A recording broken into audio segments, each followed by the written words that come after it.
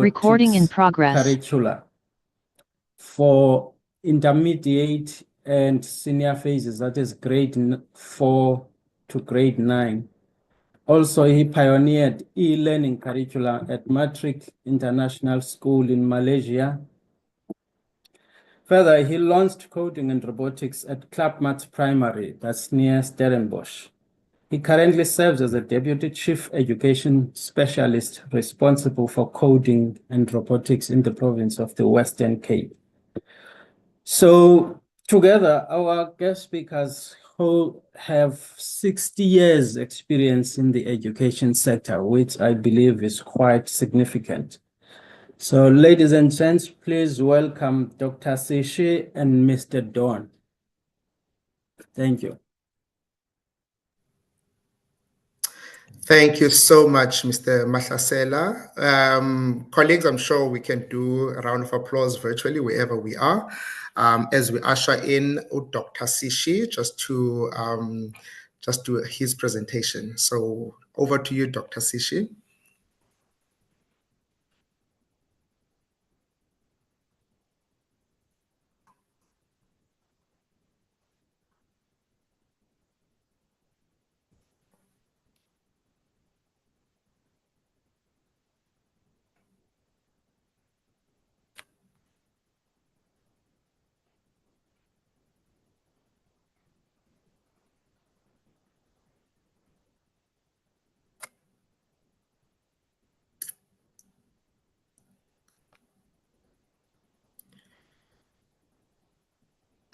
I'm not sure if Dr. Sishi can hear me. Oh, there we go. Welcome, good doctor. Welcome. Thank you so much for this wonderful session. I'm quite excited. I heard a wonderful portfolio when we were being introduced. So I'm sure we're all looking forward to having some wonderful insights from this wealth of experience that you have. So over to you, Doc. Thank you very much. I hope that you can hear me very well on that side. Oh, yes, and, loud and clear. May I take this opportunity to appreciate the introductory comments made earlier on, and may I also request that with your permission, I may proceed with my slide. Go ahead, sir. Thank you.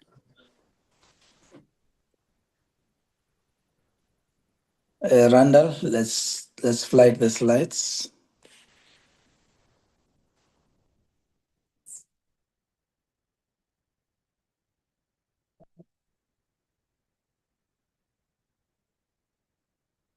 Well, firstly, whilst the colleagues are putting on the slides, I just wish to indicate that, speaking on the impact of the fourth industrial revolution on higher education, is really a broad topic if you take into account that when we speak about higher education, we are not just speaking about, we're not just speaking about universities, but we are speaking about universities, public and private, 134 private universities, 26 public universities. We are talking about, 50 public colleges, TVET colleges and 180 private colleges with 9 community colleges as well as 21 seaters. It's quite a broad area, and therefore the impact of the fourth industrial revolution may not necessarily be the same in each and every sector of higher education. And I think it's important that upfront I make this point. It's also important that I indicate that the inequalities that are inherited in the PSET system will determine the context in terms of impact in each of the sector of higher education we are talking about.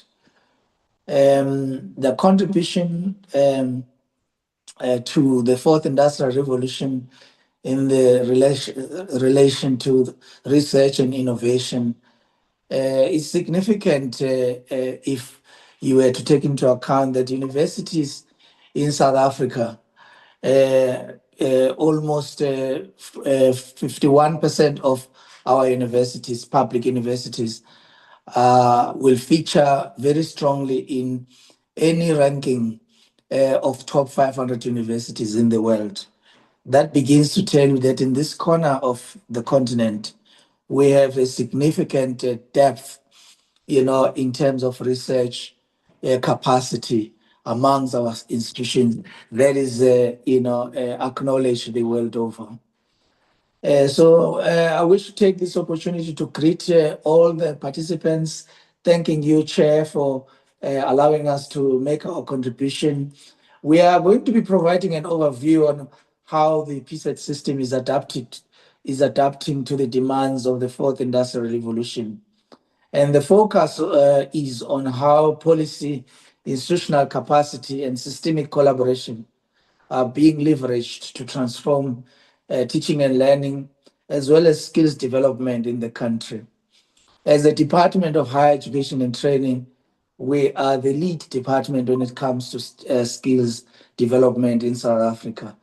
We are currently planning a skills summit where we are going to be tabling the revised HRD strategy, as well as the master skills plan for the country. So we begin with the words of Rob Davis, who argued that if we do nothing, our companies and indeed our institutions will lose competitiveness, and that if we embrace new technology, the impact will be transformative. I think you can read from that slide that our emphasis is very largely on the transformation impact of the fourth industrial revolution, or the opportunities presented to us by the fourth industrial revolution to improve and speed up transformation in higher education. This is the context in which we must act, not out of fear, but with clarity and resolve. Those leaders, such as Rob Davis and many others, have consistently warned that inaction will cost us our competitiveness and social progress. Professor Joseph Ayon, the president of the Northeastern University of Boston, is well known in this sector. He will argue that the fourth industrial revolution requires a new approach to education, one that integrates humanities and technology, one that promotes critical thinking and digital literacy. And these insights have shaped the direction that we have taken in the post-school education and training. And I think as I proceed, you will see, how we have embedded, our initiatives in the pillars that Rob Davis and Professor Ayon would have suggested. The white paper on post-school education and training was published in 2013. It remains the foundation stone for sector transformation. It envisions a fair, inclusive, and responsive system.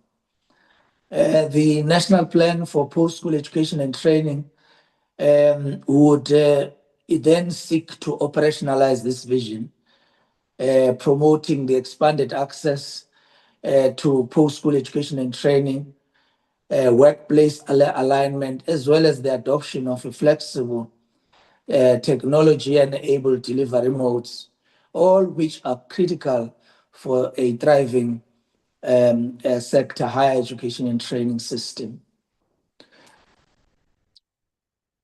Program Director, with 343 colleges, as reflected on slide 8, on PSET system in the context.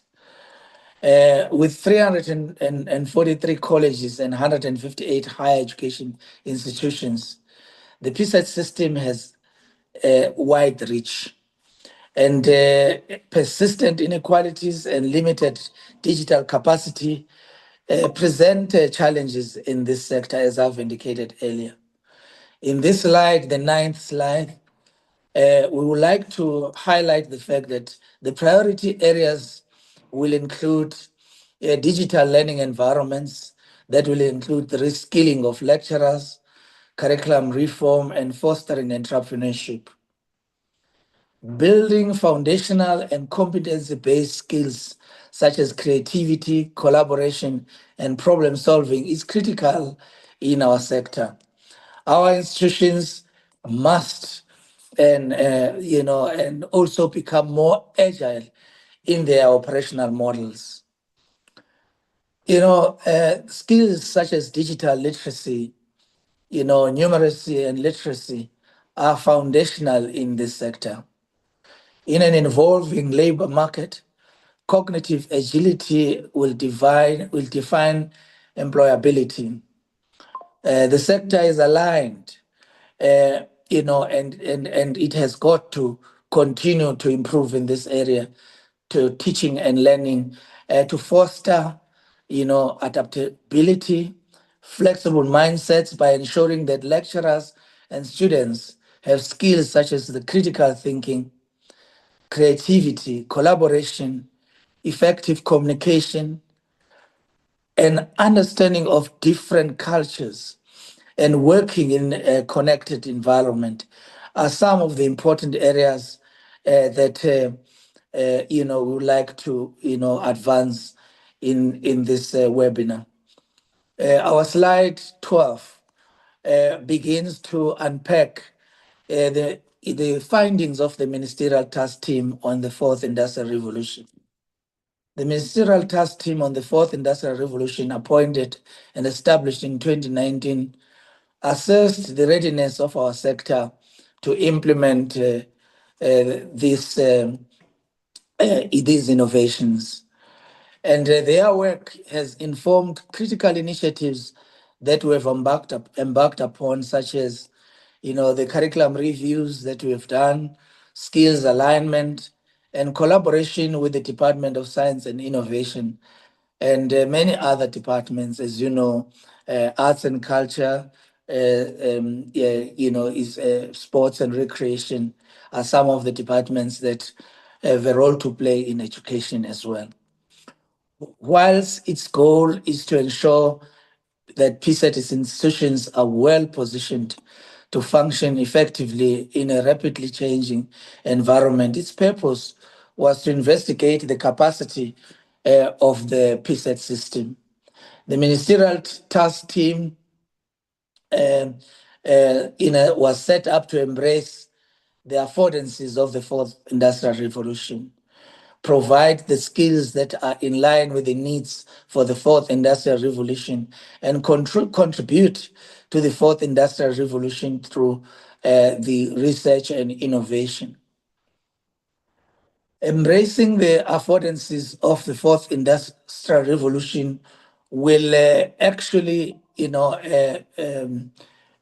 imply that connectivity across our institutions has improved through partnerships with many of our partners, especially in the private sector. These infrastructure efforts are foundational to expanding online learning. Our department is working with partners to ensure that long-term and sustainable digital access across the system, particularly in rural and under-resourced areas, is crucial. One of our major initiatives is in the area of centers of specialization and centers of excellence and AI integration. In this regard, these centers are being established, especially in TVET colleges, with support from industry partners like Intel, the ETDP CETA, one of our entities, MERCETA, another one of our entities that have really, been pioneers in ensuring that the sector begins to, in a meaningful way, begin to show the the direction as envisaged in the white paper on post-school education and training. The department in slide 14 on transforming teaching and learning is driving a shift towards online, blended and multinodal learning across all institutions. This includes digital content development. It includes lecturer support systems, as well as open access to digital learning resources through platforms such as the National Open Learning System, NOLS. And these reforms support inclusive and flexible learning pathways. We would like, by this time, to have had more students accessing the NOLS systems. Progress is noted, but I think it's one area that we are really proud to have initiated, and with more students, being able to access these systems, we are surely going to start seeing the benefits of the innovations initiated. PSET institutions are reviewing their curricula currently to reflect emerging skills demands. This includes inter and multidisciplinary approaches that prepare students for new and evolving occupations, many of which do not yet exist. The medium-term expenditure framework has outlined growth targets that includes that we seek to increase the number of TVET colleges that are offering fourth industrial revolution aligned skills from 10 to 50. We seek to scale the digital training for lecturers from 400 to 6,000. These are targets that reflect systemic reforms, but also our determination to not just implement, but to improve access, because physical access is not enough. Quality or access to quality is what is our biggest goal.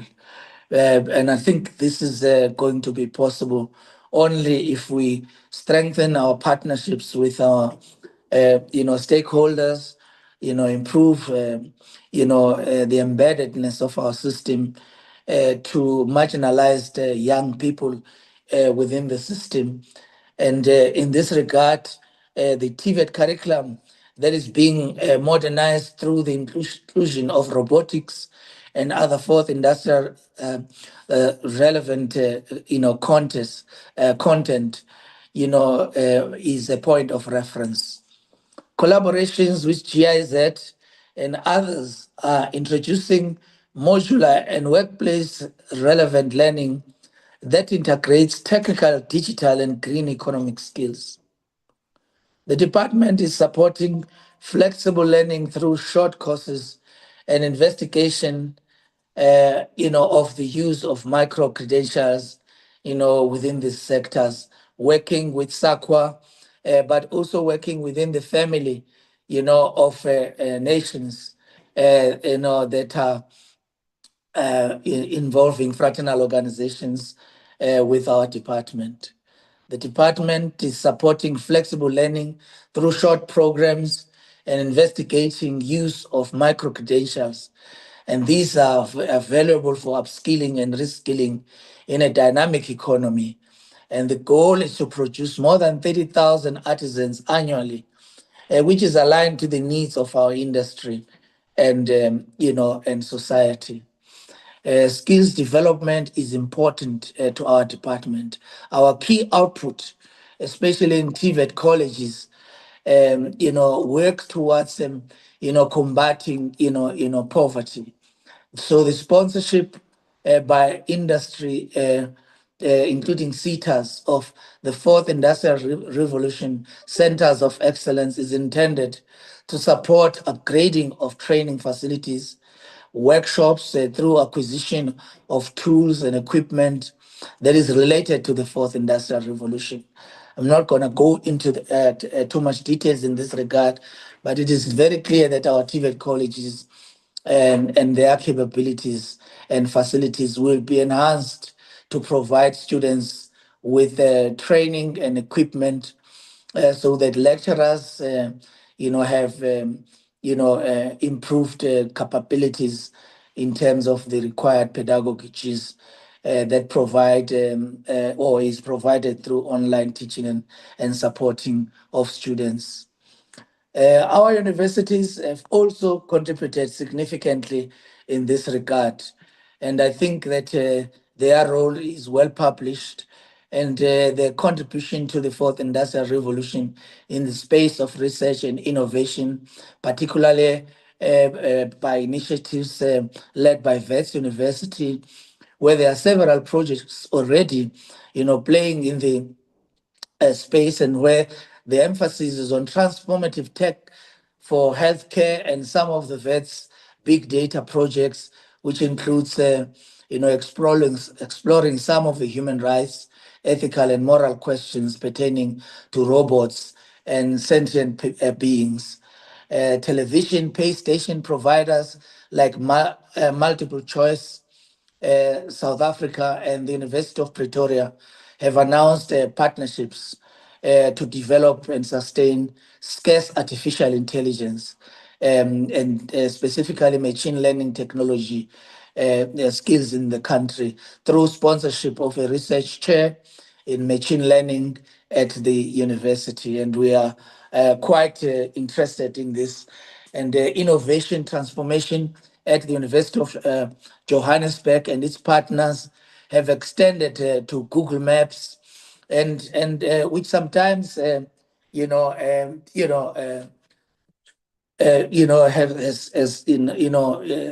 put pressure on the sector to improve in these areas, particularly dealing with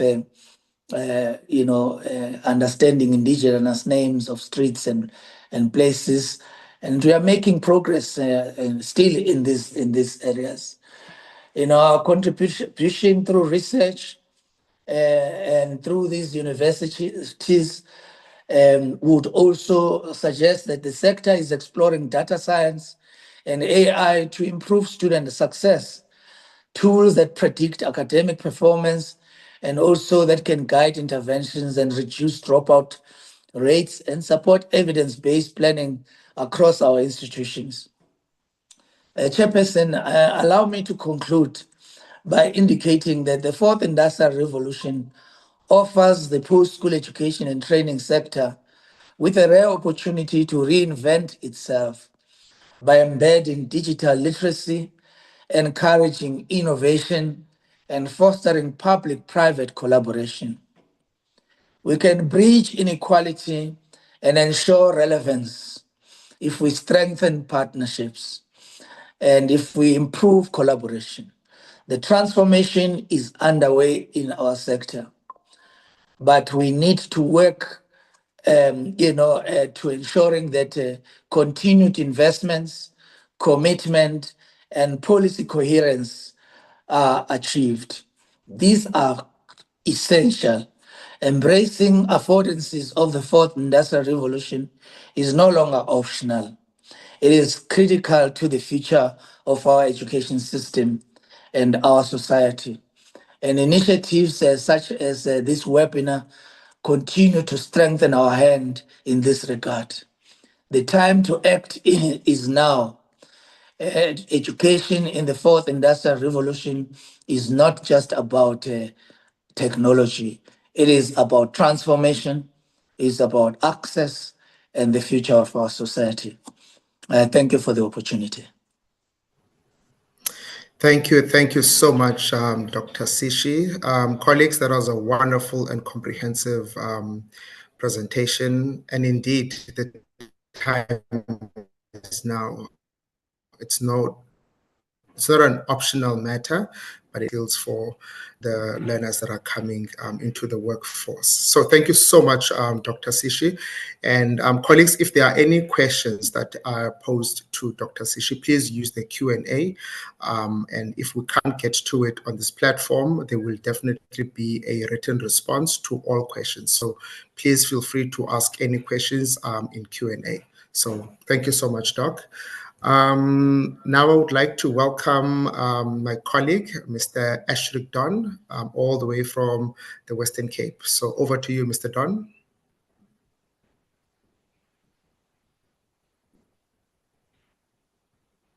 Mute. Good afternoon. It's too early. Good morning, colleagues. I hope you guys can hear me. Let me just sort out my camera as well. There we go. There we go. Okay.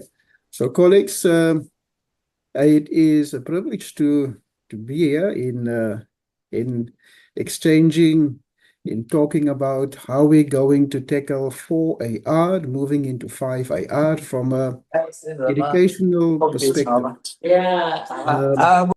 As you know already, coding and robotics is already a gazetted subject, which address many of the 4AR core skills that we are currently facing. So my name is Ashric Don. I am from the Western Cape Education Department, and we're going to discuss how we can bring 21st century skills into all our classrooms nationwide. Now, the question that we ask is why is 4AR important? And, by 2030, 85% of jobs will need digital skills. Automation, AI, and robotics are not just changing jobs, but it's currently reshaping how countries compete. And if we don't act, we risk preparing learners for a world that no longer exists. And we all are aware of our current unemployment rate as well. Now, curriculum shift is needed. A new way of learning is needed. Mind shifts are needed. We used to teach facts, theory. Now we need to teach learners how to think, solve problems, and create. Now, coding and robotics shift learning from passive memorization to real-world problem solving. Other countries are already embedding AI literacy, coding, robotics, computational thinking from grade 1 to grade 12. We must, or must I say reframe, we must move urgently from pilot to policy to practice.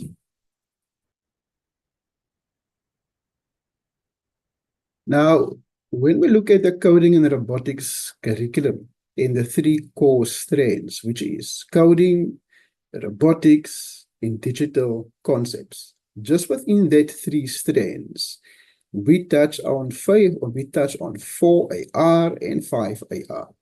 And in the core competencies that we need for our learners is logical thinking, problem solving, computational thinking, design thinking. And these are not just technical skills. They teach resilience, creativity. And I think very much important is a growth mindset. Now, coding fosters problem solving and innovation. AI literacy must now also be considered a foundational alongside coding and robotics. Now, I just have a proposal. seeing that we already have digital concepts as a strand within our coding and robotics curriculum, we can then just plug AI literacy within that strand as well. I think that is something that we need to consider as well, just to make sure that we stay abreast with the rest of the world.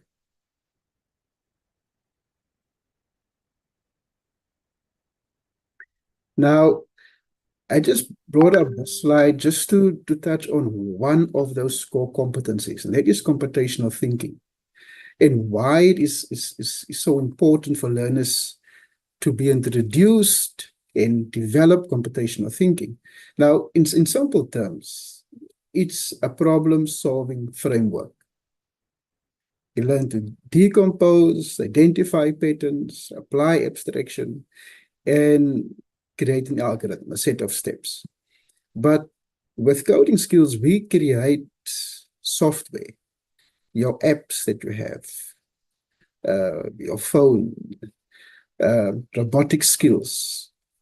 And that goes into where we go into this new world of self-driving cars. All of these skills become prevalent within computational thinking, where kids need to solve these kind of problems.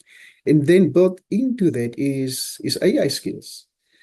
And this is where we look at algorithms, and that comes from coding, that comes from robotics, where these skills will be developed and can be developed if kids are introduced to these core concepts of computational thinking, design thinking, thinking for themselves, finding things and seeing a problem, and then figure out how can I solve that problem.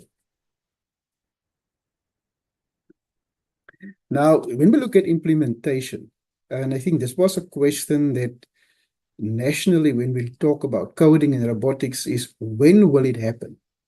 Now, last year, 2024, June 2024, coding and robotics was gazetted as an official subject.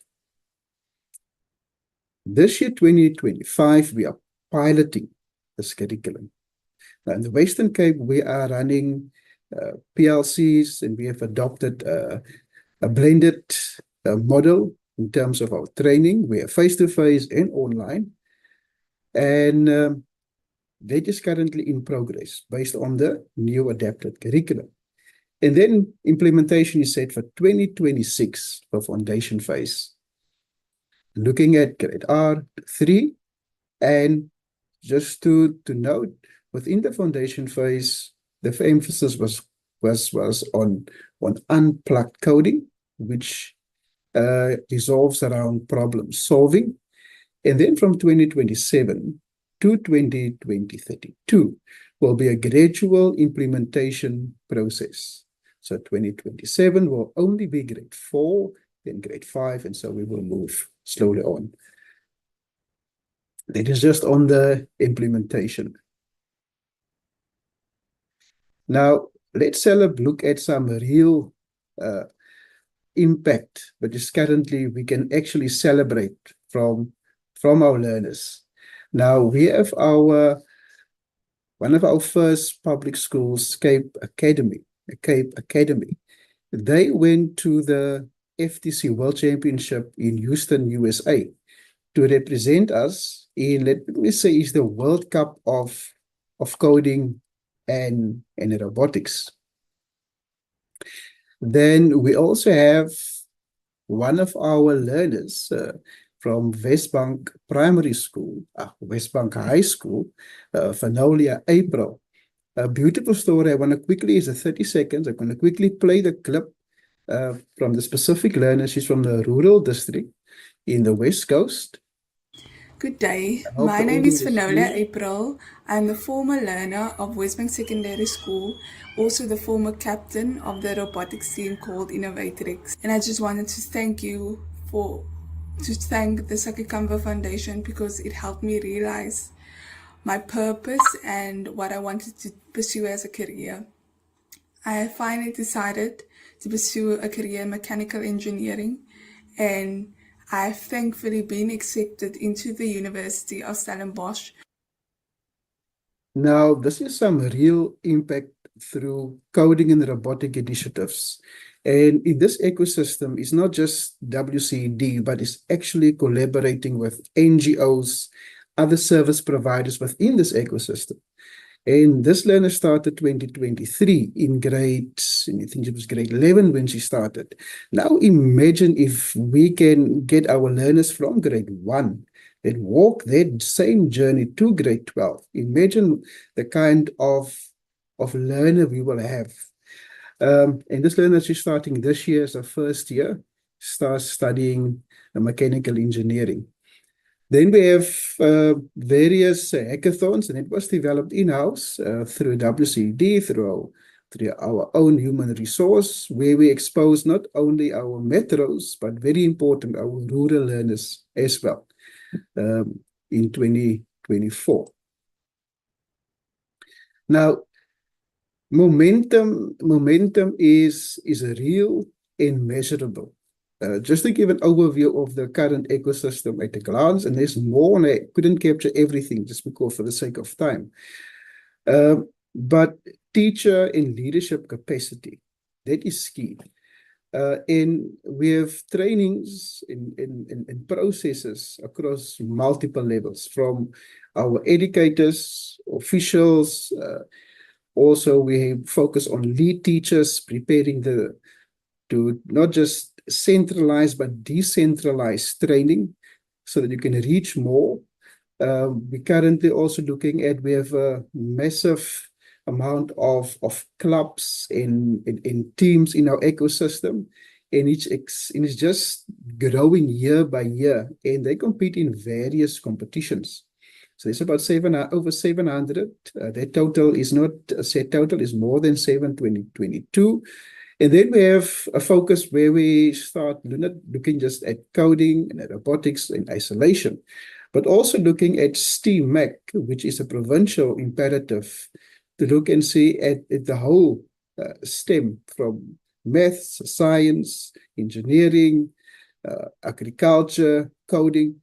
And these 17 STEAM-MAC hubs is there to be centers of excellence, where these schools then can host other schools, when these schools also are schools that is currently piloting the coding and the robotics curriculum. Then community and engagements is very important. We have various competitions, tournaments happening where parents are invited and they are there, but also special initiatives like Tangible Africa with the libraries within the Western Cape. I think about 114 libraries and over 440 learners participated last year on the Coding for Mandela initiative as well. Let me just quickly move on quicker. Skills, and when we talk about, and I listened to Doc in the previous session, our skills and jobs for the future, just a quick overview of what we can expect. Our kids is stepping into a field where there is unknown to what is expected. And just from the Economic Forum, by 2030, about 170 million new jobs will be created globally, offsetting about 92 million of these jobs. Equity and inclusion. Now, with the coding and robotics curriculum, this was one of the core things. That's why there is Unplugged built in from grade 1 to grade 3, and then gradually building with technology from grade 4 to grade 9. And just from a point of call to action for all our role players, infrastructure is important. Resourcing is crucial. Training of teachers is crucial. And I've put in AI literacy in there as well. But above all, we need to work this collaboratively in partnerships with private sector as well. We can't do this alone as an education department. And thank you, colleagues. Thank you, Dr. Safile. Mr. Don, thank you so much, Puti. Really appreciate this wonderful presentation. And we're always looking forward to collaborating. And I think, provinces have got similarities in terms of wonderful opportunities and also challenges. Maybe we've got challenges that you've solved that maybe we could, shape best practices. But thank you so much, Mr. Don, for this wonderful and comprehensive presentation.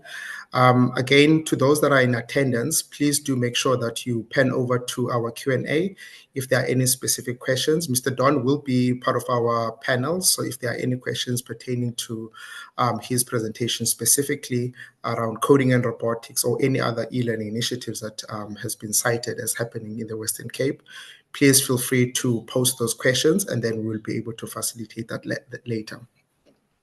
So colleagues, before I introduce our next speaker, let me just reintroduce myself. My name is Esetu Stofile. I am the Chief Education Specialist out here in the Eastern Cape in the e-learning unit. And I was quite excited to hear Dr. Sishi and also Mr. Don's presentations because it looks like we are all aligned. So our strategy here in the Eastern Cape, in terms of our focus, is that we are trying to ensure that everything that we are doing, it's done to leapfrog inequalities. So we're trying to leapfrog inequalities, the digital divide and the likes. So there has been a commitment in our province, to try and ensure that there is a lot more investment in terms of digitization of systems. So part of our strategies in terms of, we've got a couple of focus areas in the Eastern Cape. It's the first one being our primary focus is transforming teaching and learning methodologies. So here we are even looking at the e-pedagogy. How is it that we are empowering our teachers who are teaching the learners? So this is part of the professional development framework that is done by our teacher development unit. We are looking at also the promotion of these critical thinking skills and information literacy. So you'd hear that there's a lot of comparison between us and other provinces because we are all following the same e-education strategy that has been gazetted by DBE.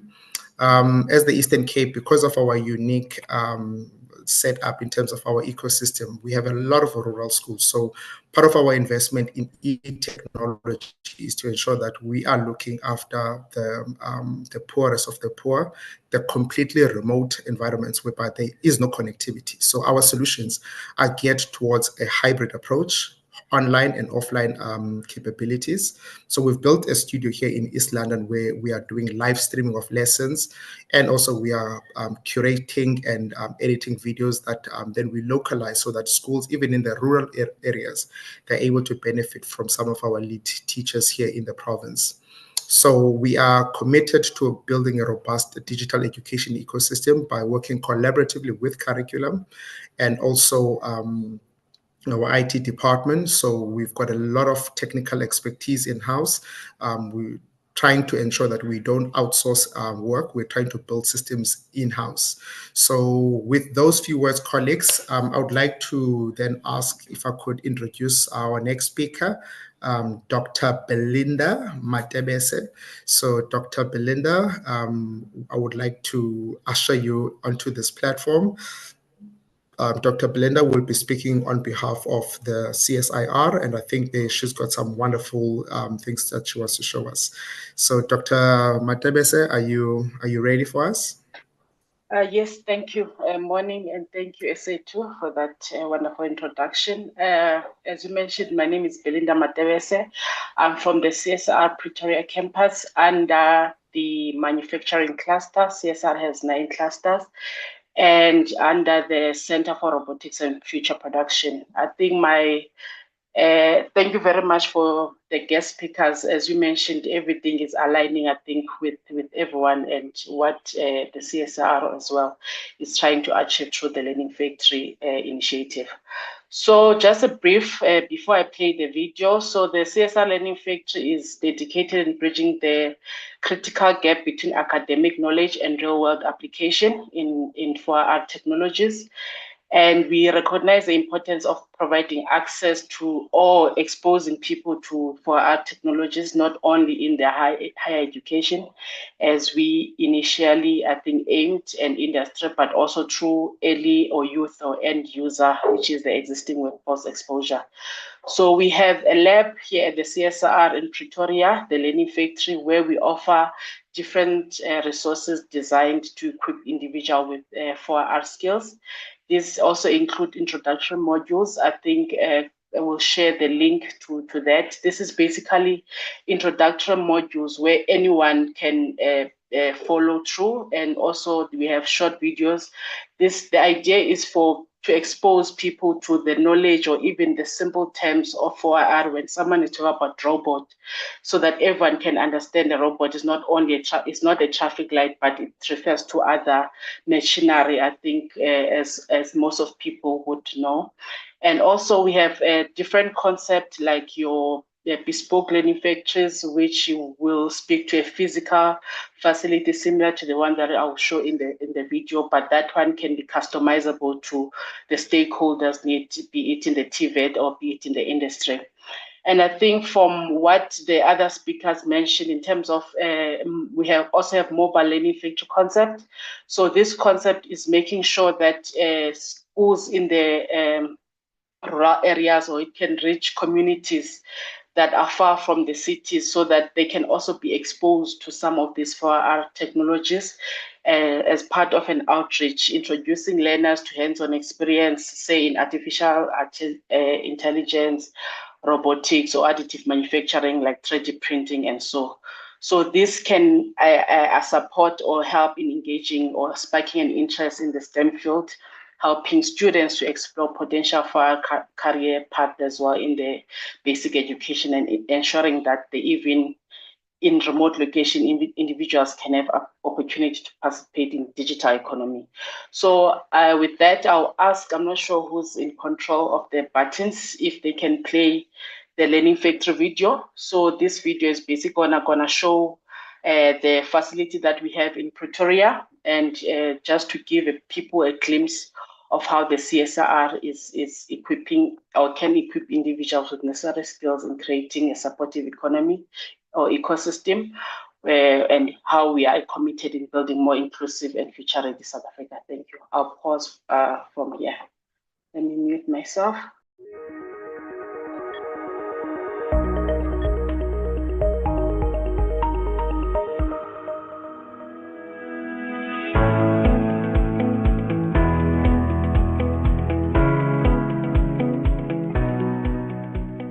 The fourth industrial revolution is the digital transformation of manufacturing, production, and related industries. It is a new way of organizing and managing industrial value chains. It has heralded the transformation of entire systems of production, management, and governance. Digital transformation has also caused a transformation of the skills landscape, and it is critical that we empower our workforce to access the requirements and opportunities that this transformation brings. To support South African industries and the broader workforce, that includes the youth and unemployed, to participate optimally in the opportunities embedded in the fourth industrial revolution, the CSIR has established a learning factory with the express aim of driving skills development in those disruptive technology domains that are the building blocks to advance manufacturing and future production. The digital transformation themes include the Internet of Things, digital lifecycle management, augmented reality for supplementing human operation, totally integrated automation and robotics additive manufacturing, smart systems for smart infrastructure cybersecurity, big data analytics, simulation, cloud computing, and edge processing. Training is multi-module, some online, some a hybrid of virtual and hands-on, and caters for varying levels of technical competence requirements. The customizable learning path spans theoretical concepts, practical engagement with the various technologies, application of the technologies to controlled industrial scenarios, and experiencing use of the technologies in real production environments. Master site of the learning factories fitted with different workbenches for the different learning activities. Locally sourced technologies are used as far as possible. This includes state-of-the-art infrastructure for smart manufacturing, human-centered automation, collaborative robotic systems, augmented reality platforms, and a smart house scenario.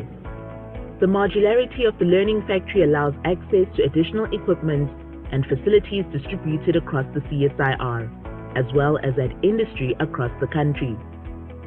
Other facilities at the CSIR that are also accessible include the Photonics Center, with 3D printing platforms like Aeroswift are being developed.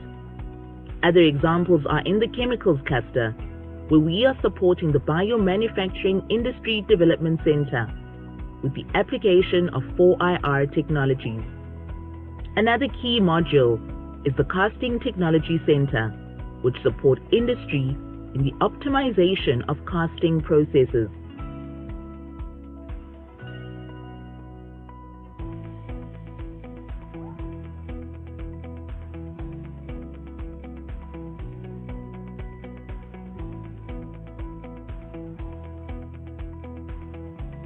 We foresee that the learning factory will be used by technologists and engineers, but also trainers who need to pass the learning to others. Because the content is at different levels and in different themes, participants can select specific modules.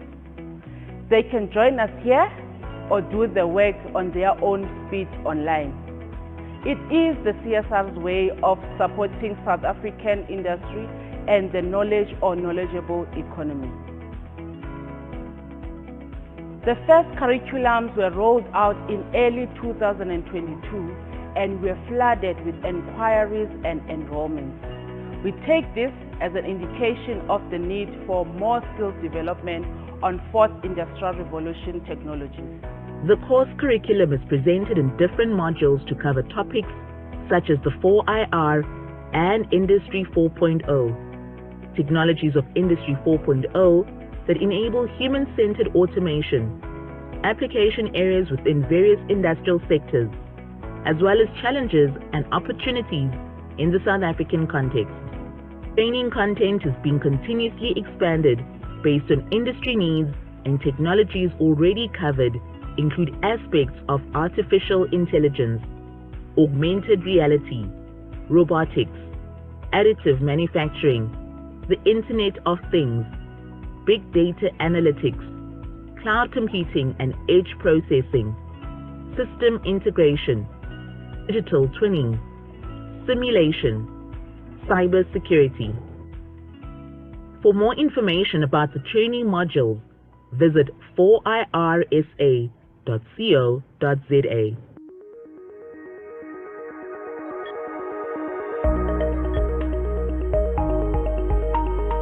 Thank you.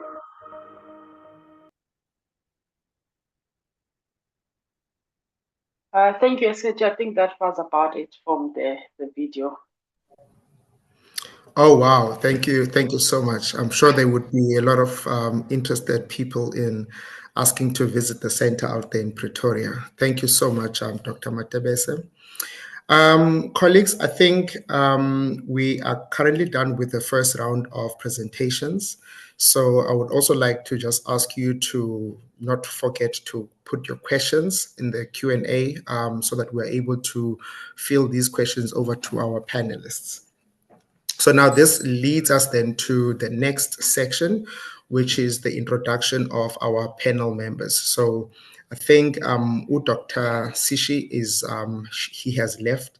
So we are going to have 4 panel members, and that will be Mr. Tlhabane from DBE. It will be Mr. Ashric Don from the Western Cape Education Department. It will be Dr. Belinda Matebese, and then we will also have Ms. Gabby Immelman from Mind Joy.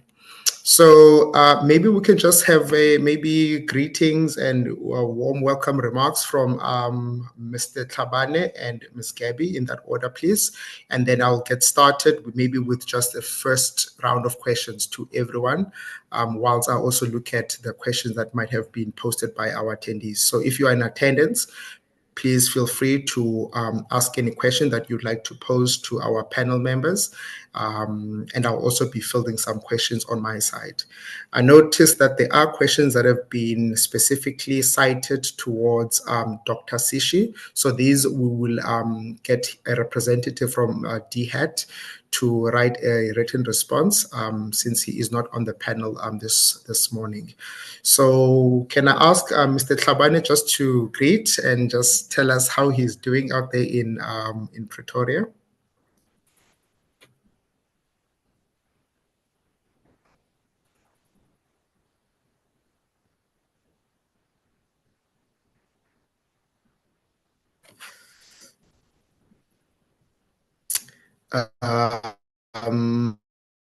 Mr. Tlhabane, I don't know in. Could I ask Gabby, would you like to get started whilst we're trying to locate Mr. Tlhabane? Sure. Hello, everyone. Hello, colleagues. I am very honored to be here. I'm Gabby, the founder and CEO of Mindjoy, and we are building a STEM platform that is AI native. And we've been doing so before ChatGPT came out and caused havoc amongst all learning organizations. But really what we've been interested in is solving the STEM throughput problem that Ashric so eloquently referred to. That's very much our why in terms of how do we make sure that young people all the way from primary school through university are building the relevant and necessary skills through an AI-first learning experience in partnership with educators. So that's just a little bit about me, and hopefully I can contribute some stories from the field. We are working with some of our best universities in the STEM skills, in your engineering faculties, in our maths and business schools. So along with some really innovative schools across the country in the K-12 space. So we're really here to represent and celebrate the educators that are taking strides. Okay, now thank you so much for that, Gabby. So colleagues, I'm trying to locate Mr. Tlhabane, but we should get started and then he will join. Could I ask if there's anyone else who's representing DBE? I see that, I think Mr. Henry Kavuma. I don't know if Mr. Kavuma, are you in?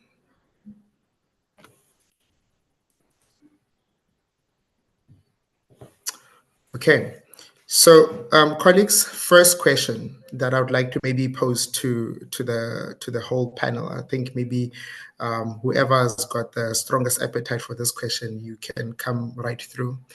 My first question, I think it is also maybe to land to what I've seen on one of the webinar chat by Michael. Question is, how is the South African education system currently positioned to leverage the opportunities and address the challenges of the fourth industrial revolution? So how do you see our education system currently positioned in order for us to start leveraging on these opportunities for the fourth industrial revolution? Don't know if I should maybe ask Mr. Don. Mr. Don, would you like to take a stab at this? Definitely, and I absolutely love this question. Many people would say Africa, South Africa, we can't compete globally. But if we look what we have created and established within the coding and the robotics curriculum, in what is happening within the AI development space with Gabby and various other service providers within our space and the South African companies, I think we have the tools to actually change our education system with what we currently have in place. I think what is currently needed is financial backing and prioritization of bringing 4AR, 5AR into the classroom, in changing it in a systemic way, not at the end of the school year in grade 12 or grade 11, but actually a systemic change, and it will be investment over a long term. So we're changing a generation, and we have the tools, we just need the funding to do it. Then we can actually do it. Thank you. I'd like to add to what. Thank you so much, Mr. Don.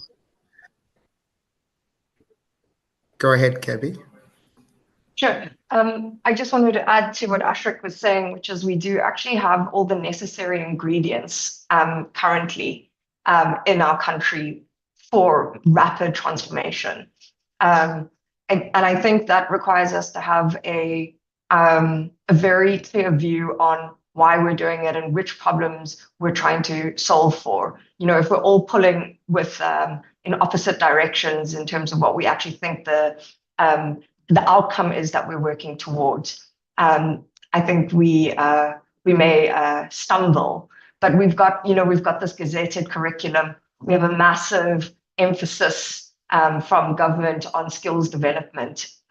We've got partnership with private sector, all wanting to provide the jobs, ensure our young people are skilled in the right ways and meeting the demand and the opportunity that comes with a massive technological shift. Because I think that's also one of the really, really important things to acknowledge, is that we are busy going through a massive technological shift with AI, and we don't really know how that plays out fully. What we do know is that people are able to stay abreast, taking an open, growth mindset, staying abreast, just acting with extreme agency, and experimenting and playing with the technologies to really understand their application.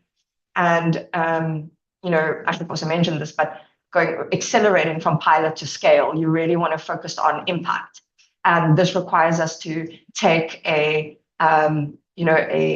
measured approach to implementation and use cases, and efficacy matters more now than ever.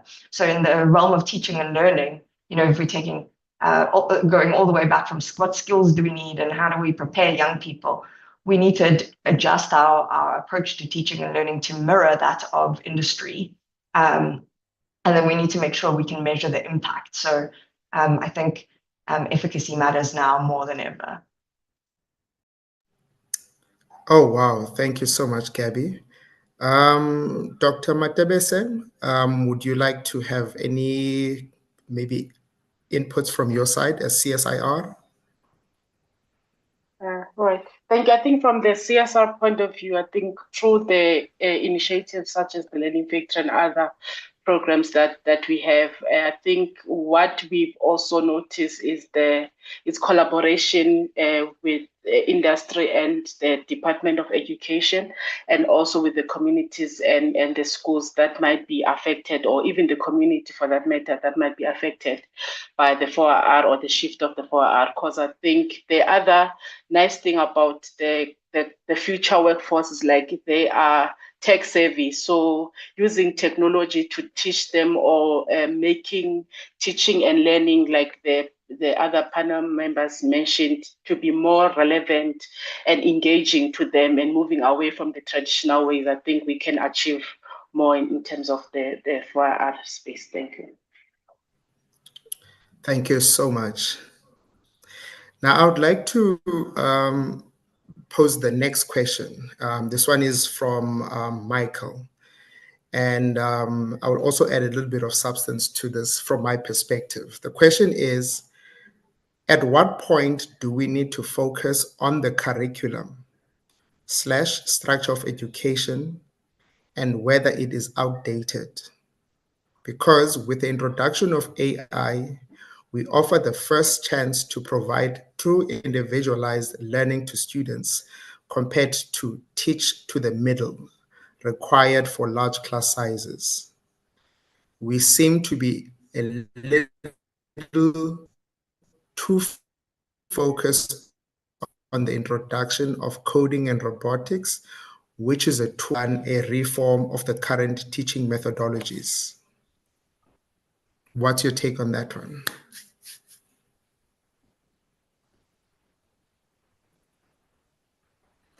Is that one?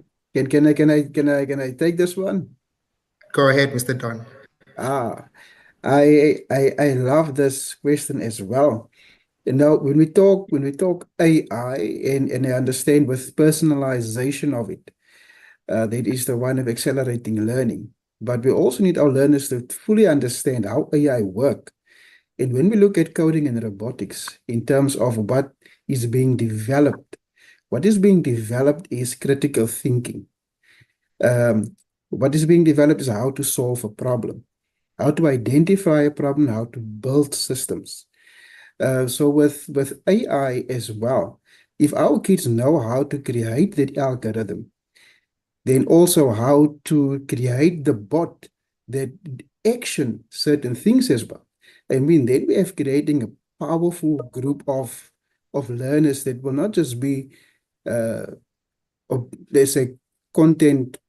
Let's say, my word is now missing here. I'm looking for content creators, but also just be there to create new things through coding, through robotics, because all things is currently changing in the world. If we look at where we're at now and what's happening in China, in America, in all of those countries, then if we look at where we are as a third world country, South Africa, we have the tools. We don't have to stand back.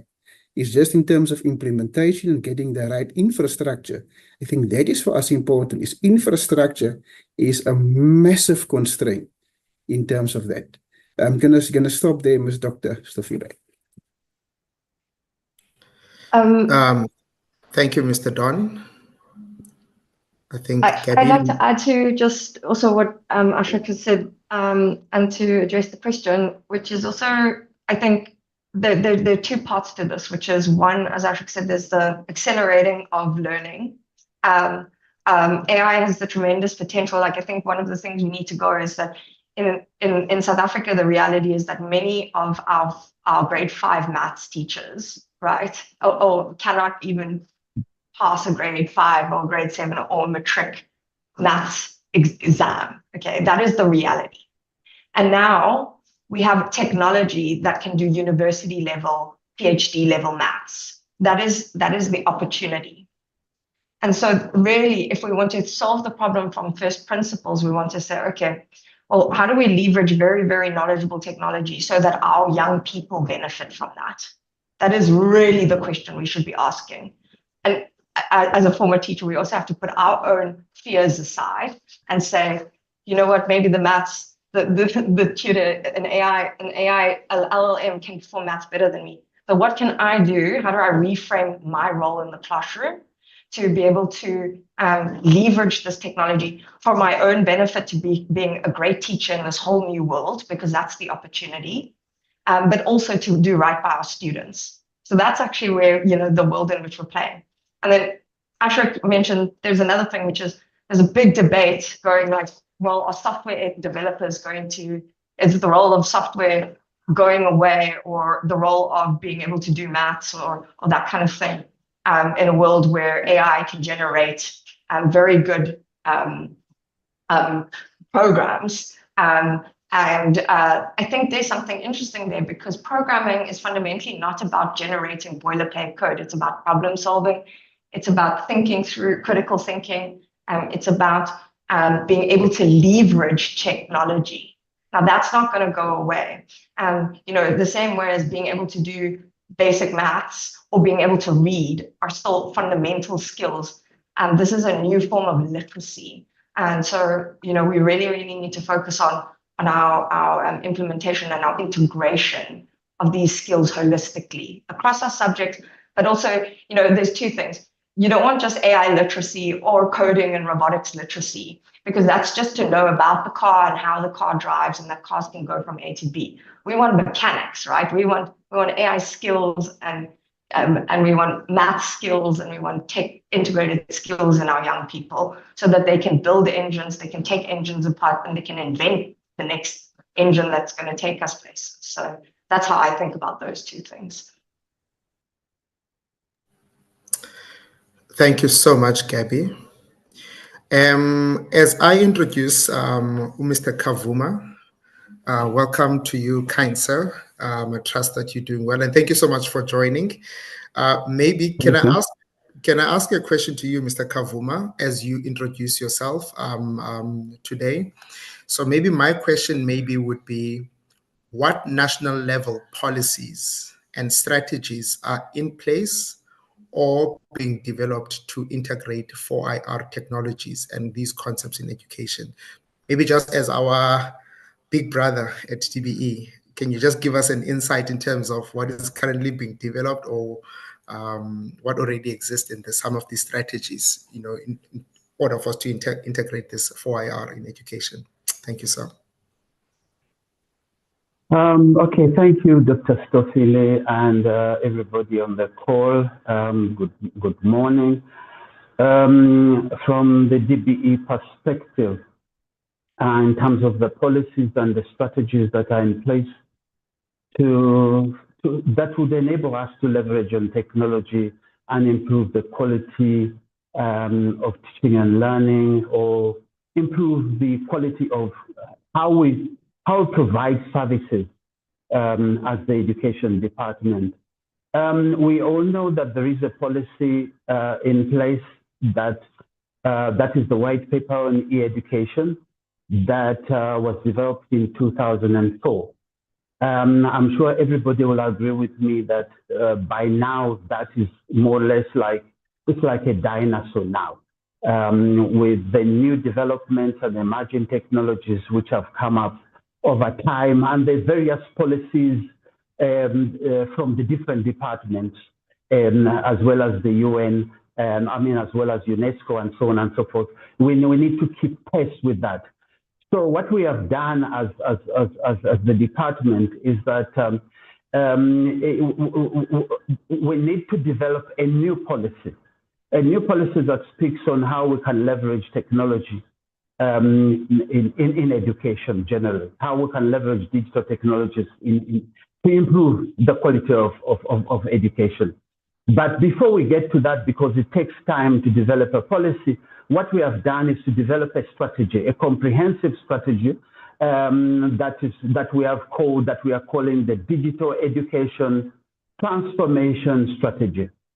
And that strategy is aimed at leveraging technology and transforming basic education in various aspects, not just teaching and learning, but in various aspects, in terms of administration, in terms of how we administer our examination and assessment, in terms of teaching and learning. But we go beyond that as well in terms of making sure that we develop digital citizens who are able to navigate the digital era and be productive, not only consumers, but productive. So currently the draft strategy is almost complete. It's just remaining with presenting it to management to seek their approval and guidance in terms of how we then implement it, because this is the strategy that is going to be used by provinces across the board nationally in terms of how they implement not e-education. Now we are calling it digital education, not just e-education, digital education among schools. I don't know whether I should just stop there, but also probably I need to add something very quickly, Dr. Stofile, is the fact that it's not about just the digital education strategy, but there are other initiatives that have been undertaken by DBE, like, for example, the introduction of the three-stream model, in order to diversify the learning pathways, because our learners, of course, they have different talents, and therefore we need to give them an opportunity for their talents to flourish in the space that or in a pathway that is suited to that or that supports that. We have the academic pathway, the vocational pathway, and the occupational pathway. So all these are interventions by the department to make sure that our learners actually, our learners are talented, but we need actually to provide them an education that actually is adapted to their talents, or that actually speaks their talents, but not only their talents, but also to the digital era. I think I'll stop there, Dr. Scotty. Thank you. No, thank you. Thank you so much, Mr. Kavuma. That was very well. I think I love the idea that it's not like there's an absentia of policies, but there is already existing policies and even new ones to renew the ones that had already been established in the South African context. I'm currently being provoked by a question here on the chat. I think this is by a prof from the University of the Western Cape. And this question, I think maybe if I could ask Dr. Matebese for this one. The question goes as follows. Given the persistent systemic inequalities in our education system, how does one ensure the development and implementation of these 4 IR technologies in education do not further entrench existing disparities between the haves and the have-nots? So instead of it promoting equitable access and participation for learners and educators, so what strategies are you at as the CSIR when you're developing your 4IR technologies in order for this type of intervention not to create a further disparity between the haves and the have-nots? All right. Thank you for the question. I think I did mention it before. At the CSR, we look into the whole ecosystem or collaboration within looking at different stakeholders or key roles in making sure that the 4R technologies or skills that is needed for the future jobs are key. So by that, we do have strategies or frameworks where we look into if you are working, if there's a TVET, for instance. I think the first guest speaker mentioned about the centers of excellence. How can that benefit that TVET? Not that only the TVETs, but how can they work with the universities and the communities around that? So I think for us, the key is collaboration and not working in silos.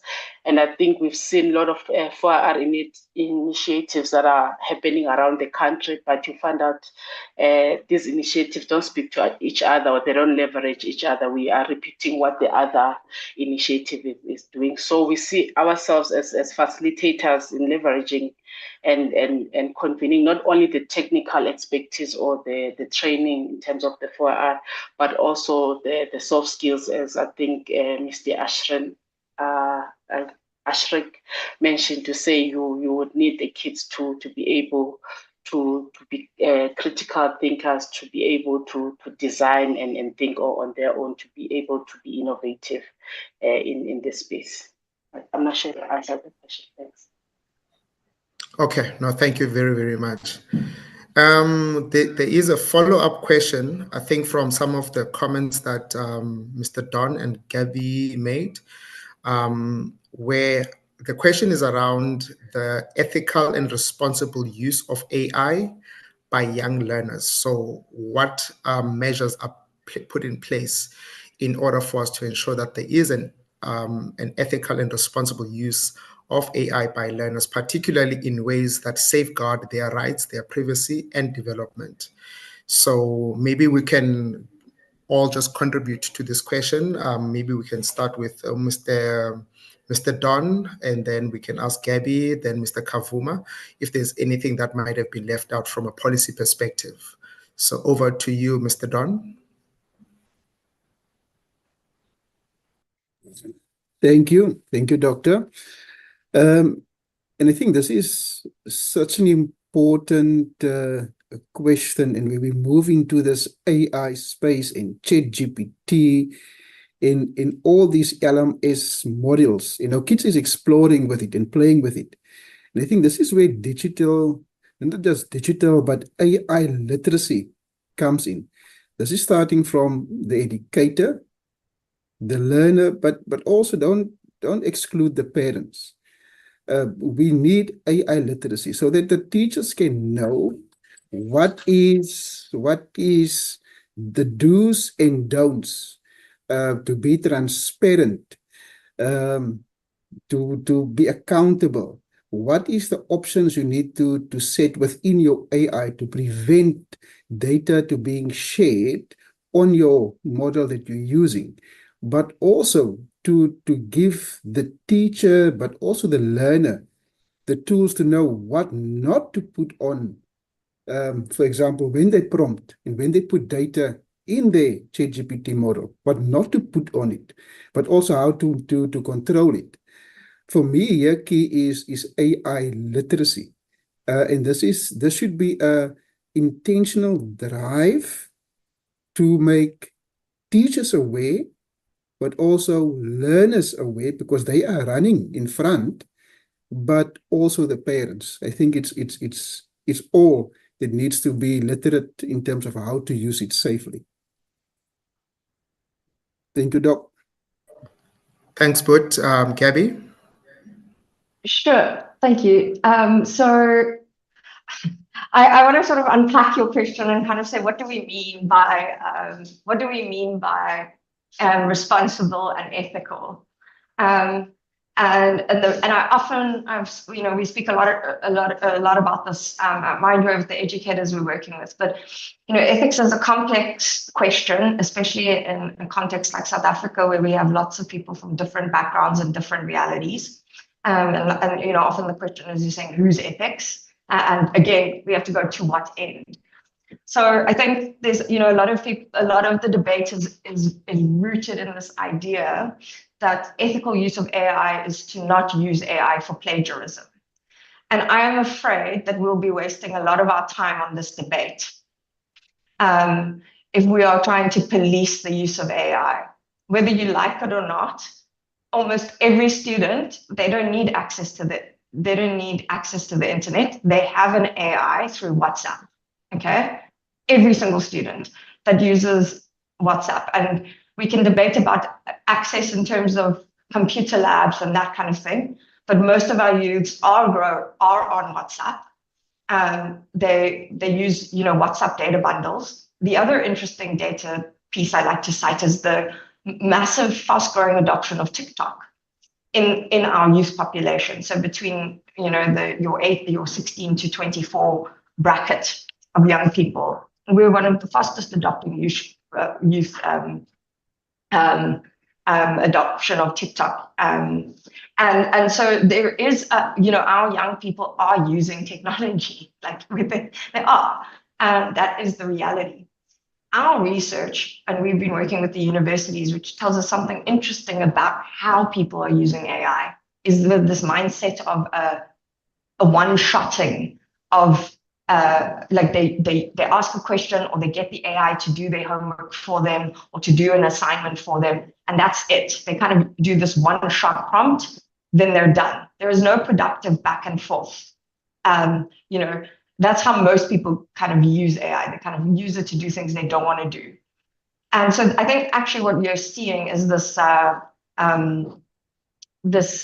insight into a much bigger societal question, which is, what things do we want humans to do, and what things do we want machines to do on our behalf?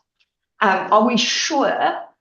And I think this is where our academic community really matters a lot, which is, are we sure that we're not offloading important cognitive tasks to systems that we actually need people to be, developing and thinking critically about? So critical thinking matters tremendously. And I think Prof. Curlin was been commenting in the chat a lot about just like even developing thinking skills and logic and all of that, even in unplugged coding environments. Those are the foundations to good thinking. But the other thing that's really, really important is to say that with the adoption of AI, right, young people adopting AI, there is a very, very important need for us to engineer communities of learning around what it means to be a motivated, interested, skilled young person that has purpose and meaning to contribute to society and work on society's problems. Like, actually, we're facing a much, much bigger question around AI, which is that is a moral question or an ethical question, which is, what are we doing to make sure that our young people do not feel that they do not have purpose or that there is no reason to learn anything in a world where machines can produce outputs that are indistinguishable from human output. That's actually the big societal question we need to grapple with, and make sure that we're engineering communities where young people feel purpose and motivation to leverage technologies and tools and to want to contribute to society. That, I think, that is the big ethical question we need to be taking into our organizations. Wow, thank you so much, Gabby. Mr. Kavuma, please round it off for us, please, kind sir. Yes, thank you, Dr. Stofile. And I really appreciate this particular platform because it does create awareness of what is going on out there. Because sometimes when people are not aware of what is going on or what is being done, especially from DBE side, the assumption is that nothing is happening. The first thing probably where I would start is in terms of the guidelines that have been developed by the School Safety Directorate at the DBE, which speaks on e-safety. It says e-safety guidelines. And these have been developed, this whole initiative has been developed in partnership with various stakeholders. It's not in isolation that the DBE has sat down and done something on its own, but it's a group of stakeholders or interested parties or role players who have come together, quite a number of them, in terms of developing a comprehensive, what we call e-safety guidelines. And the whole of last year, they were moving from one province to another as a team, holding workshops and trying to mediate these particular guidelines so that there is a clear understanding at the provincial level among those who are implementers of e-education or digital education, to make sure that this actually does go right down to the grassroots levels. So that's one thing, and the guidelines are there already for schools and also for provinces in terms of this particular aspect. The other aspect in this regard is around the issue of digital competencies. We believe that each technology is not going to be treated on its own, but we treat it our approach is a comprehensive approach where we look at the digital ethics, for example. We look at cyber safety, and we look at responsible use. So it's a comprehensive. We are not treating, like, for example, isolate maybe AI and then isolate something else, but we will treat it as a comprehensive approach in terms of when we're looking at how do we then protect our learners and our teachers when they are in cyberspace. This is covered under digital competences in pedagogy, and as teachers are using technology in teaching and learning, there is no specific a moment where they say, okay, now our learners, we are going to teach you about cyber safety. No, as they teach, as they use technology in teaching and learning, they integrate the issue of cyber safety, of digital etiquette, and so on and so forth, responsible use. They integrate it in their lessons, not treat it separately as a separate topic as such. And that is, of course, the way even the issue of integrating technology in teaching and learning takes place, is that it's not a subject or that is taught on the side, but as you teach your history, as you teach your natural science, you integrate technology. And as such, you also integrate the issue of cyber safety. And that's what these all workshops were really about. I think I'll stop there, Dr. Stofile. Thanks. No. Thank you so much for that comprehensive response, Mr. Kavuma, as well. Sure, this is quite a heated conversation. I need to take off my tie. Colleagues, just to all the attendees or the participants, please do make sure that you post your email address on chat so that we are able to share the webinar report with all the stakeholders. So anyone who is attending or who is participating in this webinar, please just type your email address, because I think it's quite critical that you have also these written reports around the questions that have been posed here. Let me just dovetail back to Dr. Matebese. This question is specifically for you. It's a relatively long one, so just please bear with me.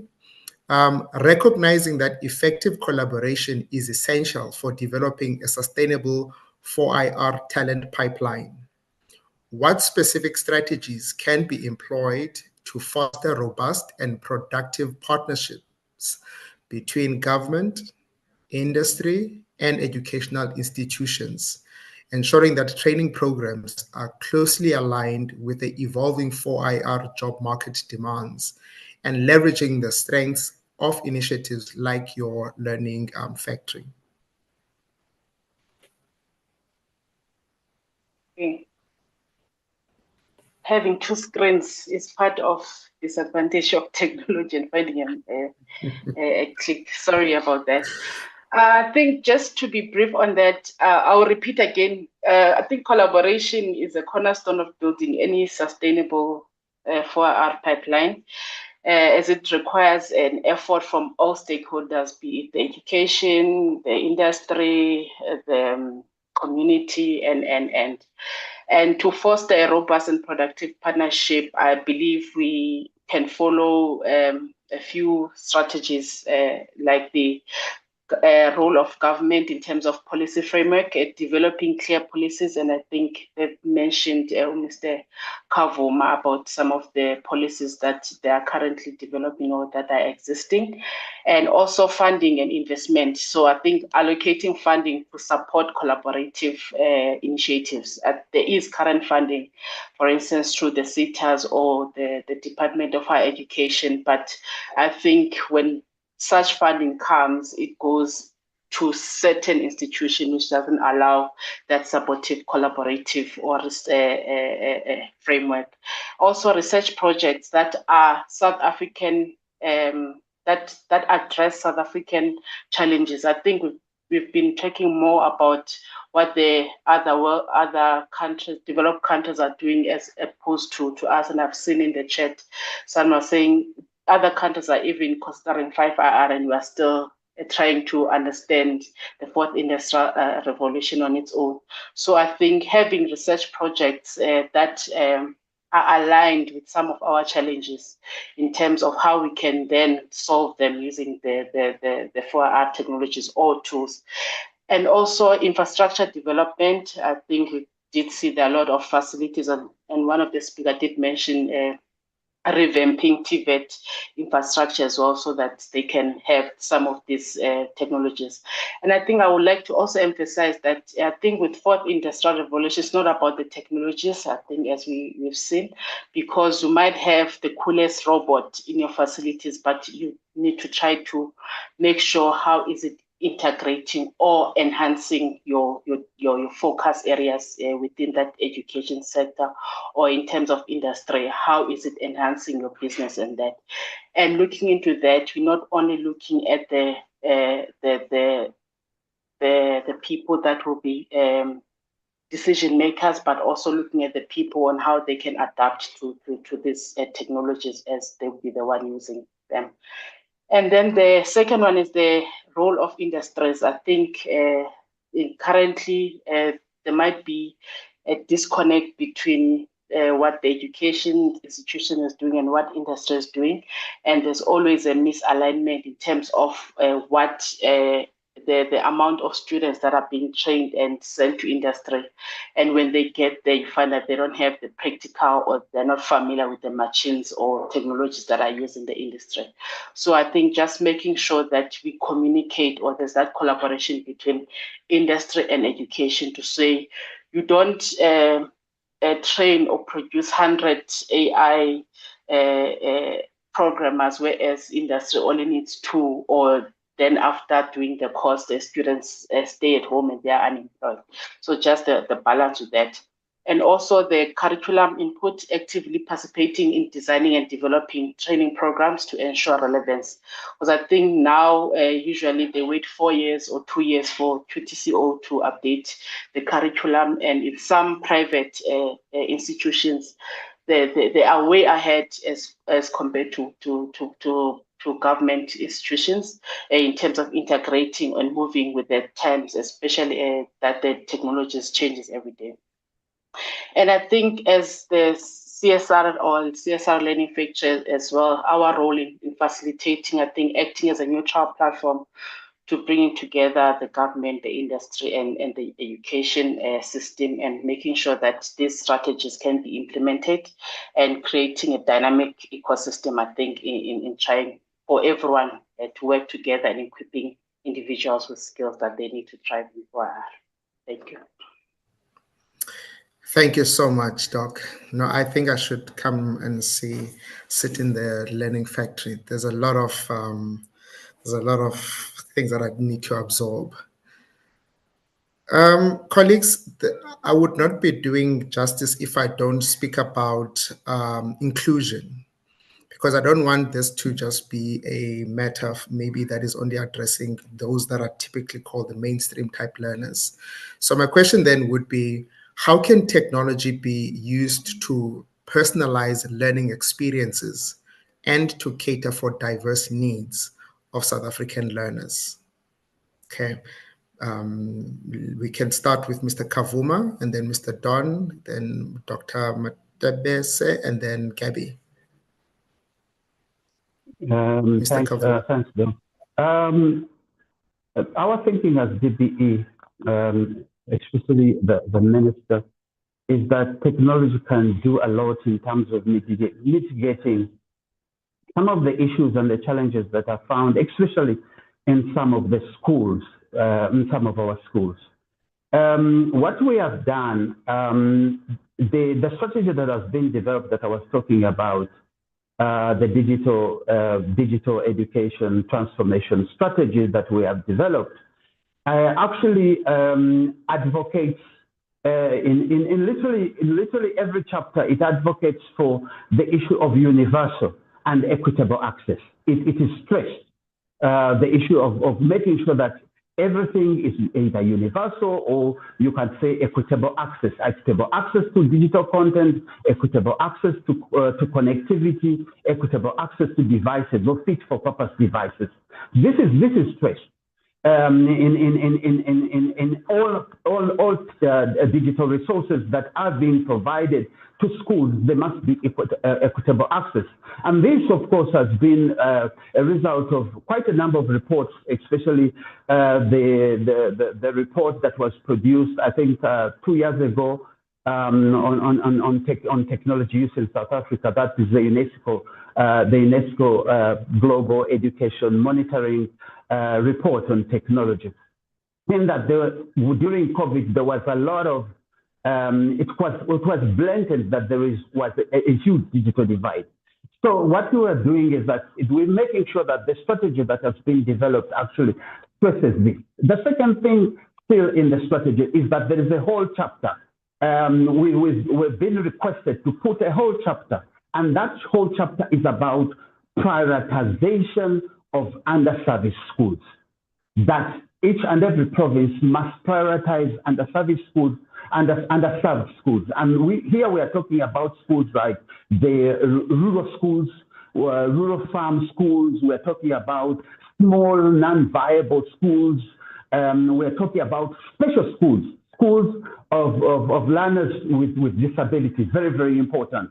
Because technology can make a huge difference in their lives, and others are, for example, schools that are found in informal settlements. These need to be prioritized because they've been lagging behind in terms of providing them with the technology that they need.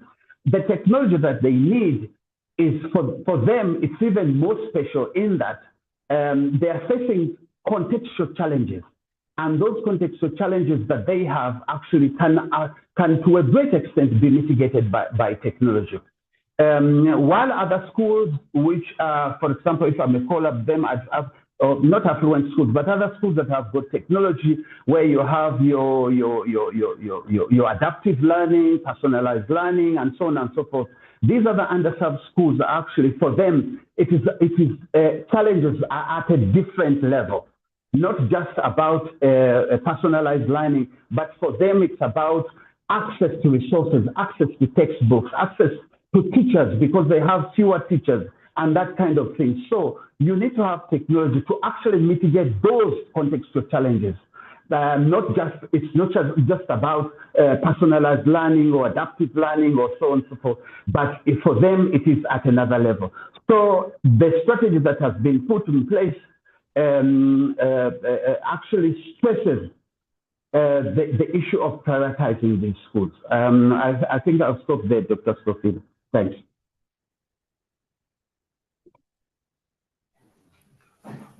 Thanks, Mr. Kavuma. Mr. Don. Thank you, Doc. If I focus just briefly on Western Cape, in terms of the strategies that we have in place, specifically to make sure that we have equitable access to all of our schools, metros to rural. And I think in a sense but in the Western Cape, we have connectivity, which is key. If we want learners to experience more than just their world, then connectivity is key for all schools. And I think that is one of the key things that we need to focus on as well.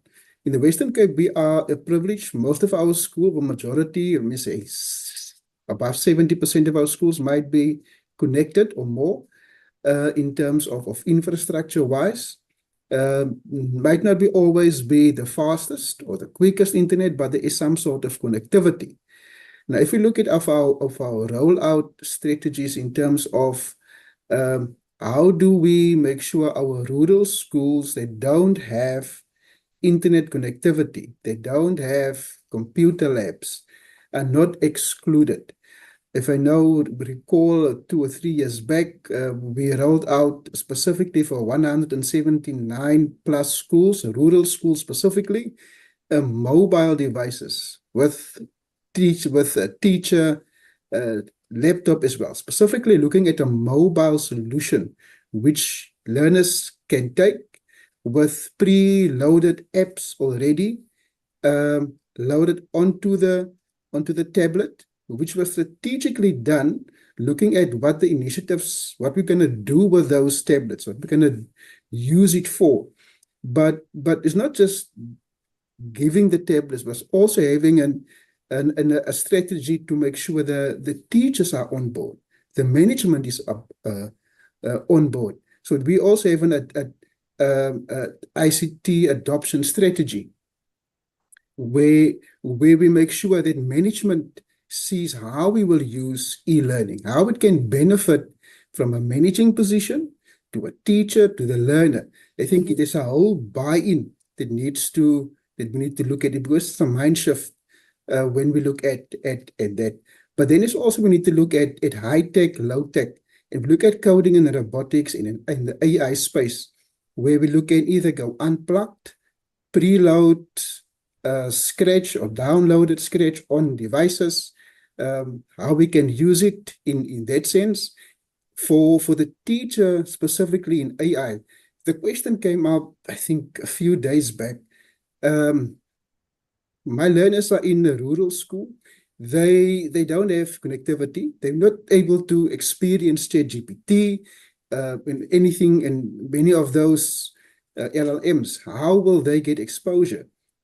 But it doesn't stop the teacher to use it and showcase and talk about it and advocate those technologies to the learners as well. We just need to find ways that we can actually communicate it. And I want to latch on, I think, what the previous speaker mentioned is community resource models, where if we have centers of excellence. So what we have started this year was establishing STEAMEC hubs. So specifically in our rural schools, I know in ECK we have 3, because those schools are very far apart. The purpose of those hubs is to make sure those schools, those 20 schools in that surrounding area, have a place they can come to when we have expos, where we have technology, when we have a coding and the robotics competition, but that they get exposure to those 10 or 20 schools around this specific school. But it's not exclude, it's finding ways how we can move ahead and not standing still and throw our hands up in the sky and say, we don't have it. But look at alternative ways of getting our kids and getting momentum and getting kids exposure to that. I'm going to stop there, Doc. I have a few to mention. I'm going to stop there. Thank you. Thank you so much, Mr. Don. Gabby, we've got just a few more minutes and then we'll round up the session. Can I just Skip me. Oh, Sure. Dr. Mutesi, sorry. Sorry. All right. I think I'll go back to my initial point. I think about one of the offerings that we have, or the strategy or frameworks that we're looking into at the CSIR, which is the mobile, I think, learning factories. I think, as Mr. Ashric is saying, I think bringing some of these technologies to the kids in the rural areas can be key, as they're not exposed or they are far from the key or the cities. I think it's one of the things that we saw. It's a need, and with that, just to also spark the interest of them in terms of seeing what is a robot, even if it's a small thing. And in most cases, you don't even need the largest gadgets or the coolest gadgets. Just need to be more creative in ways of introducing some of these for our technologies without breaking the bank. Because I think that's one of the limitations with these technologies and tools, because some can be so expensive to purchase, especially, say, for rural areas or for kids, considering the infrastructure, the security, connectivities, and all. So I think we can use simple things like your Legos, and I think in robotics for basic education, they use Scratch, I think, for coding as well. So looking into ways on how we can use simple solutions in creating this. And I think for South Africans, we are more creative and we have that innovative in our blood. So not necessarily looking to the biggest gadgets or technologies, but using what we have and ensuring that whatever we're creating or we're teaching the kids is also aligned with their daily challenges that they have in that specific areas, which will also spark interest in them seeing how these technologies can solve their stuff, and not leaving teachers behind, of course, because I think they're the one that needs to transfer the knowledge as well. So just to seeing how everyone can adapt to it. Using online resources, open source tools, and teachers can also, I think, learn in the cases where there are no connectivities or offline solutions. Thank you. Thank you so much, Doc. Gabby, last minute. Sure. I'll kind of come in here with a little bit of a spiky point of view on this, but I think if we want to go back to the idea that we have a leapfrog opportunity, then we really have to look at our context from first principles. And so I think mobile is a tremendous opportunity for us. You're not going to see the same kind of innovation, in the global north as you will in the global south with the potential of mobile. In the same way as financial services and fintech, we were, the African continent led fintech because, specifically with mobile innovations. And I think we can take many lessons there in terms of opportunities for education and mobile learning. The other thing I think we have to really ground ourselves in is the opportunity of challenge-based learning. So really being deliberate about the outcomes we want to drive and to figure out how do we get there quickly. Because if we go and we say, okay, well, in order to have good learning, you must have textbooks, you must have this, you must have that, and you have the sort of old model, old paradigm, we're going to still be playing catch up. But if we go, what do we want to do? What do we have? And what's the gap? What are the opportunities? We're going to create new ways of doing and be leaders. So I really believe in thinking through problems from first principles. And then I really want to encourage everyone to move towards student-centric pedagogies, and methodologies that are rooted in student motivation and agency. And that is fundamentally helping young people shift their mindsets from this idea that I must go somewhere to be educated versus I am in charge of my own learning and my future and my contribution to society. That is the fundamental mindset we need to be able to facilitate. And so I'll just leave it at that. But I really, really think if we want to transform society, we've got to focus on student-centric methodologies and pedagogies. Thank you so much, Gabby. Colleagues, this was an interesting. I wish we had more time. Unfortunately, we have come to the end of the segment. Just some closing remarks from my side. I think I'm quite excited to hear that, from industry to higher education to basic education, there is a lot of alignment. And I was quite happy to also hear some of the innovations that are done across South Africa is that we are all not too far apart. We just need to speak together.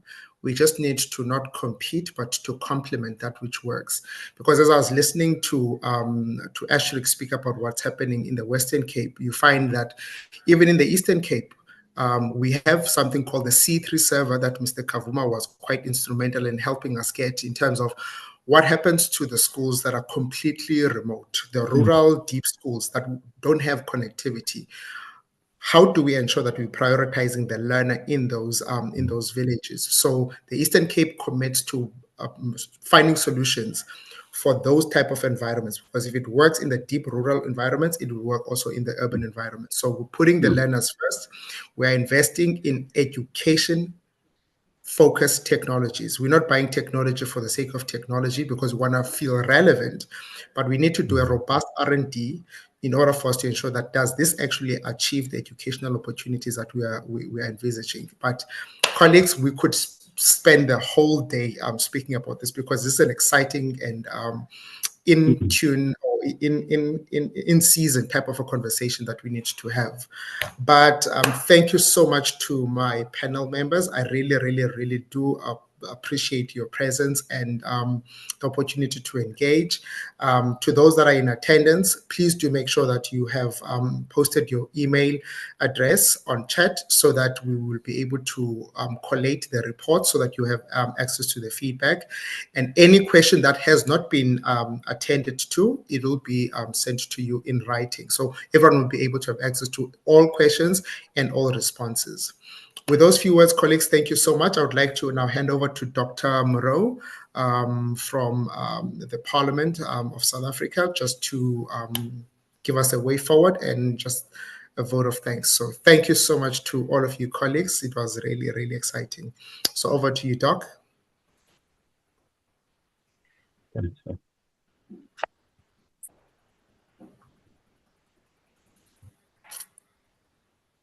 Thank you very much, Program Director, distinguished government officials, CSIR and education gurus, Parliament researchers, community experts, and participants from across the country.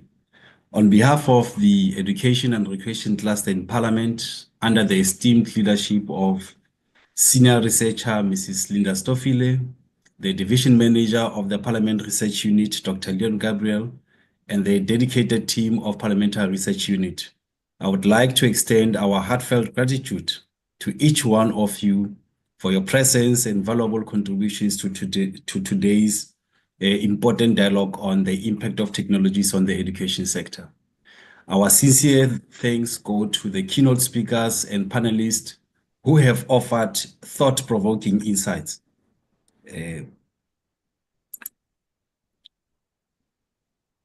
Sorry, something just popped on my screen, Program Director.